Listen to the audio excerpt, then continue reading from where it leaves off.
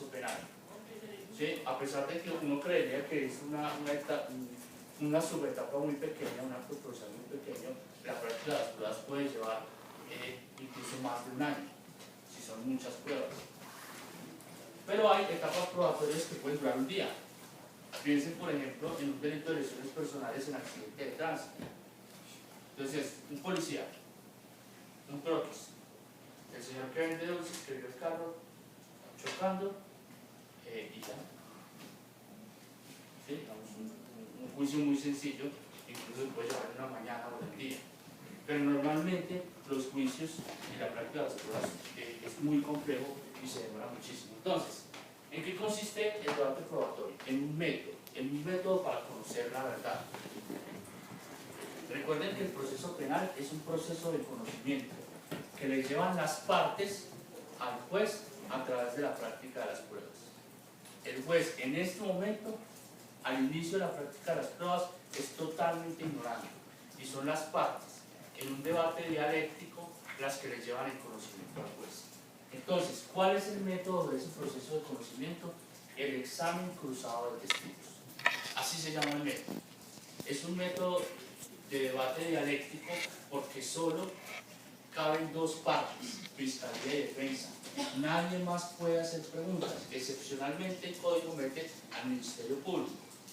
Pero como uno se acostumbra tanto en la práctica a no ver al Ministerio Público en ningún lado, a veces ni siquiera uno lo expone, pero hay que decirlo, la ley permite que el Ministerio Público excepcionalmente haga preguntas, pero por regla general el debate es dialéctico, es entre la defensa y la fiscalía en un método que se llama examen cruzado de testigos.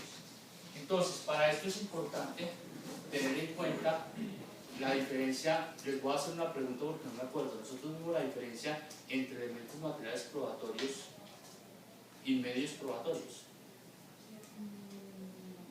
¿No? No, habíamos dicho que voy a hacer simplemente esto. Medios de conocimiento. Medios de conocimiento. Los medios de conocimiento los encontramos en el artículo 382.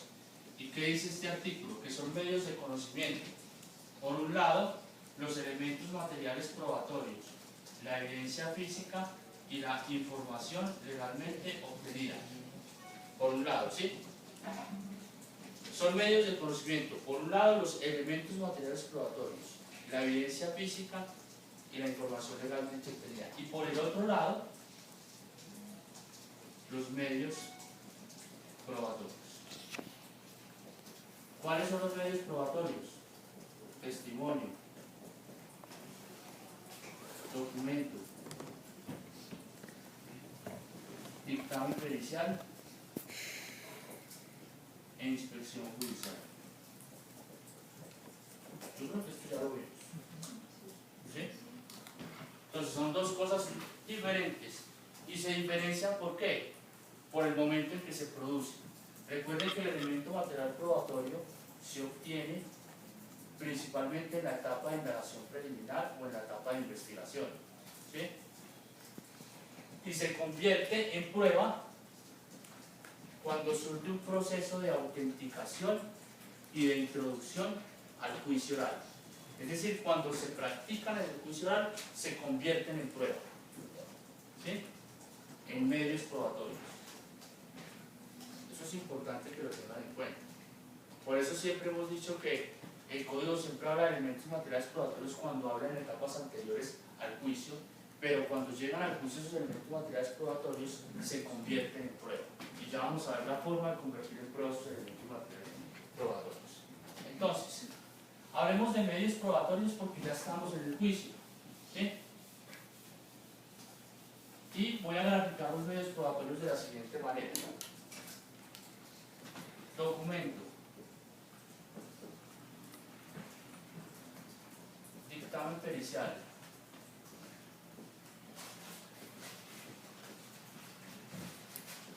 Inspección judicial.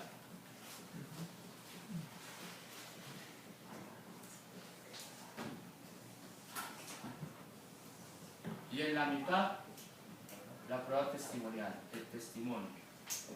¿Por qué en la mitad? Porque las pruebas en el sistema penal acusatorio giran alrededor del testimonio. El testimonio es la prueba eje en el sistema oral acusatorio, en respeto a la oralidad, por la necesidad de la contradicción. ¿Sí? Es el testimonio la prueba eje. Entonces, una inspección judicial, un documento, un dictamen pericial deben presentarse en el juicio a través de un testimonio, y ya vamos a pasar a explicar cada uno de ellos. Lo primero que vamos a hablar es del documento.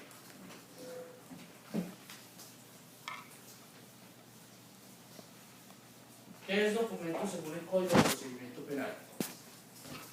Lo define el artículo 424.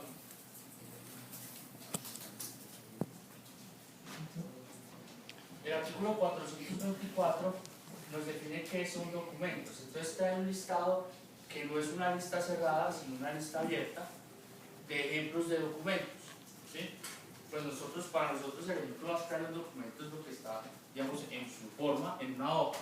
Pero digamos hay mensajes de datos, hay videos, hay grabaciones magnetofónicas, y ustedes pueden leer el listado del artículo 424 y pueden darse una idea de qué es un documento. ¿Sí? En segundo lugar, los mecanismos de autenticación del documento.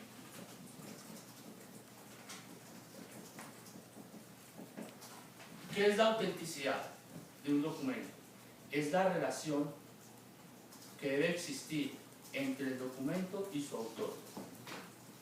¿Sí? Un documento es auténtico cuando se tiene la certeza de su autor.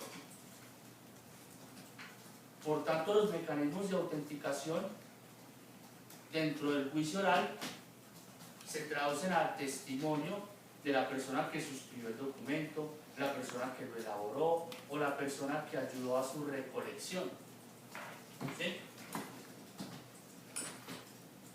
Por ejemplo, una prueba documental es un expediente. Si la prueba documental es un expediente, el expediente tiene documentos de todo tipo. ¿Sí? Porque, por ejemplo, hay muchos abogados y todos firman sus memoriales, además hay un juez que firma su sentencia, entonces uno no tendría que traer a todos los que firman los documentos para autenticar todo el expediente. El artículo 429 establece la forma de presentación de los documentos y señala que el investigador, bien sea de la Fiscalía o bien sea de la Defensa, puede presentar en juicio los documentos que obtiene. ¿Sí?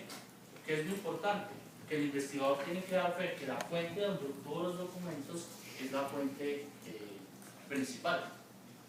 Por ejemplo, en el ejemplo del expediente, necesitamos que sea prueba documental un expediente. El investigador se dirige al despacho y le pide una copia auténtica, pues, de todo el expediente. Y ese es el expediente. No tenemos que llevar el mismo expediente original, pero lo llevamos en copia auténtica. Y el investigador en juicio va a dar fe de que él obtuvo las copias directamente del juzgado y que es el mismo expediente. ¿Sí? Es otra forma de autenticación, ¿sí? Y de presentación de los documentos. Entonces, por regla general, el mecanismo de autenticación es que a través del testigo, que es el autor del documento, ponemos a hablar el testimonio. Y el artículo 431 nos dice que para poder introducir un documento al juicio oral es indispensable leerlo en su totalidad. Leerlo. Es decir, el testigo que presenta el documento, bien sea su autor o el que lo obtuvo, debe leerlo. Porque recuerden, en ese momento el juez es ignorante. El juez simplemente está viendo el papel y no lo tiene en sus manos. ¿Sí? En la práctica, y voy a ser muy experto en esto y me gustaría que lo tuvieran en cuenta para el ejercicio. En la práctica es básicamente así. Cuando el documento está en la mesa de la Fiscalía o de la Defensa, es un elemento material probatorio. ¿Sí? Ahí es un elemento material probatorio. Cuando está el testigo en el juicio y quiero hacer el procedimiento de autenticación, tú eres un testigo y yo soy la Fiscalía. ¿Sí? Supongamos que este es un documento que tiene tu firma. ¿Sí?